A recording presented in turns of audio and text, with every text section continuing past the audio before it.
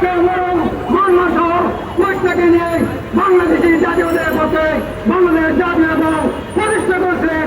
আজকে আমরা বলতে চাই দীর্ঘ 17 বছর আওয়ামী লীগ ক্ষমতা থাকার পর এদেশের জনগণের পর অত্যাচার নির্যাতন নিপীড়ন করেছিলেন। আজকে আমরা গত 5 আগস্টের এই আন্দোলনের মাধ্যমে লেখা থেকে পতন করিয়েছে। আজকে আমরা এই শরীরের মুক্ত হাসিনা আমরা এখানে বক্তব্য করতে চাই। আগামীতে যে নির্বাচন হবে সেই নির্বাচনে আপনাদের অত্যন্ত প্রিয় নেতা আবু সুফিয়ানকে তারা শেষ করেন নিয়ে আমরা মনে করি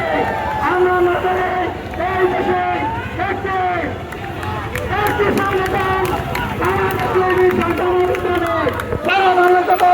আমাদের ব্যাংকের নেতৃত্ব দূর করেছিল।